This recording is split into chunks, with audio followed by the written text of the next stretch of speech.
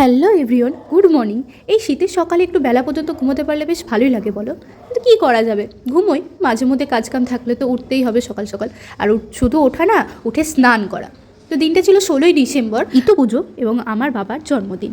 তো মারা অনেক সকাল থেকে মা দিদা মিলে ওঠার জন্য ডাকছিল, কিন্তু ঘুম থেকে উঠতে কি ভালো লাগে বলো। উঠতে উঠতে উঠতে সেই অনেকটা লেটই হয়ে গেছিলো।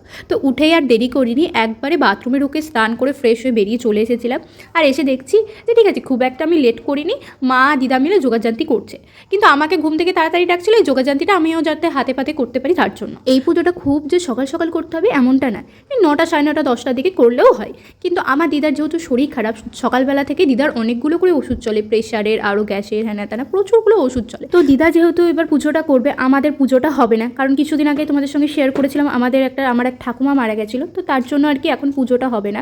তো বাড়িতে তো ইতু পুজো না করলে হবে না, সেই জন্য সকাল সকাল উঠে আমাদের এই পুজোটা দেওয়া। তো তোমাদের বাড়িতে এই ইতু পুজোর কেমন কি নিয়ম আছে, তোমরা ব্রাহ্মণ দিয়ে পুজো করো না নিজেরা পুজো করো, সেটা আমাকে কমেন্টে জানিও।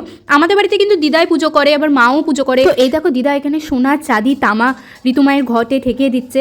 আর এদিকে সমস্ত কিছু প্রসাদ কেটে নিয়েছে, মুড়ির নাড়ু, আরও অনেক কিছু নাড়ু টাড়ু ওখানে দিয়েছে। আর একটুখানি নবান্ন আজকে করে ঠাকুরকে দিল।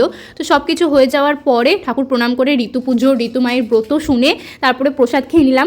তো তারপরে এই দেখো চলে এসেছি রান্নাবান্না করতে, মা আর আমি মিলে বাবার জন্মদিন উপলক্ষে। তো এ দেখো এখানে পটল ভাজা, সিম ভাজা, মা সব কিছু মোটামুটি কাটাকুটি করছিল আর আমি বেশিরভাগ কিছু রান্না করছিলাম। মাও লাস্টের দিকে রান্না করেছে, মা আমাকে প্রথমের দিকে রান্না বলে দিয়েছে কিছু কিছু জিনিস। তো এটা হচ্ছে বাবার জন্য, বাবার জন্মদিনের নতুন জামা, ঘরে এই জামাটাই ছিল। তো নতুন জামা পরিয়ে বাবাকে আজকে দুপুরবেলাতে খেতে দিলাম। আর এই দেখো এটা হচ্ছে কেক, এটা মা আগের দিন সন্ধ্যেবেলাতে বানিয়েছিল। আর তারপর আজকের খাবারের মেনুতে একটা স্পেশাল জিনিস ছিল, কাশ্মীরি পোলো, যেটা প্রথমবার খেলাম, মা বানালো বাড়িতে। আপেল, বেদানা, কাজু, কিশমিশ, আমন্ড এগুলো দিয়ে মেনলি ওই পোলাওটা বানিয়েছিল। তো আমার মোটামুটি বেশ ভালোই লেগেছিল। তো এই ছিল আজকে দুপুরে আমার বাবার জন্মদিন উপলক্ষে মেনু। সবাই আমার বাবাকে হ্যাপি বার্থডে উইশ করে দিও।